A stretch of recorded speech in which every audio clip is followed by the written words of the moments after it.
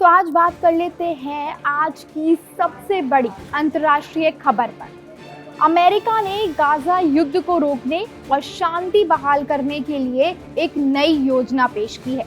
राष्ट्रपति Donald Trump ने white house में इसका ऐलान किया और इजरायली पीएम नेतन्याहू ने भी इसे मंजूरी दी है।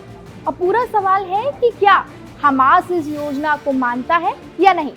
इस शांति प्रस्ताव का लक्ष्य है युद्ध खत्म करना, बंधकों की रिहाई, गाजा का रिकंस्ट्रक्शन और एक स्थायी समाधान।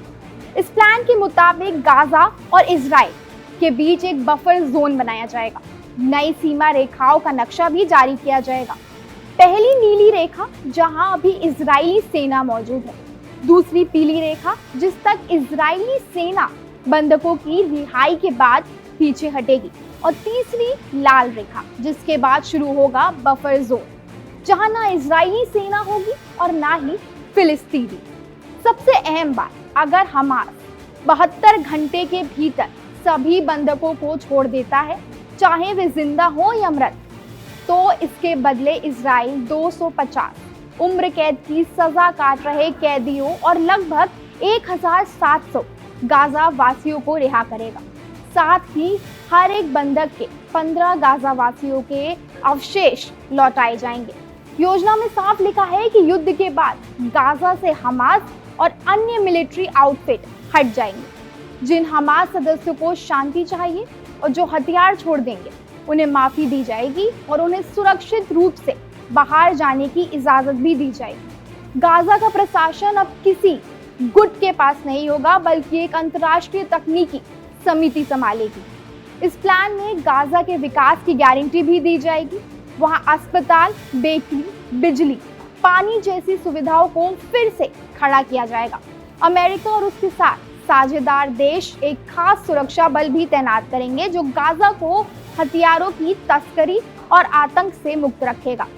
जैसे जैसे ये बल मजबूत होगा, इजरायली सेना वहां से धीरे धीरे हटेगी। ट्रंप ने चेतावनी दी है कि अगर हमास इस प्रस्ताव को ठुकराता है या बाद में इसका उल्लंघन करता है, तो इजराइल को सख्त कार्रवाई में अमेरिका का पूरा समर्थन मिलेगा। वहीं दूसरी ओर अगर समझौता मान लिया जाता है, तो गाजा में शांति, स्थिरता और आर्थिक विकास का रास्ता खुलेगा और फिलिस्तीनियों के लिए भविष्य में राज्य के दर्जे की संभावना पर भी बातचीत हो सकती है। यानी फिलहाल गाजा के जख्म भरने और स्थायी शांति कायम करने की सबसे बड़ी कोशिश अब इस नई योजना पर टिकी है और सबकी नजरें इस बात पर हैं कि हमास क्या फैसला लेता है। अब आपको बता दें कि नई गाजा शांति योजना के फायदे और चुनौतियां क्या क्या रह सकती हैं। अगर ट्रंप का ये प्लान मान लिया जाता है, तो गाजा और इजराइल में चल रही खूनी संघर्ष तुरंत रुक जाएगा। हजारों लोगों की जान बच सकती है, इजराइल के बंधक वापस आएंगे और साथ ही 250 आजीवन कैदियों और करीब 1700 गाजा वासियों को भी आज़ादी मिलेगी। हमास के हथियार मुक्त होने से सुरंगें, हथियार बनाने वाली फैक्ट्रियां और सैन्य ठिकाने हट जाएंगे। इससे भविष्य में युद्ध छेड़ने की क्षमता कम हो जाएगी। तो वहीं अंतर्राष्ट्रीय निगरानी बड़ा फायदा होगा।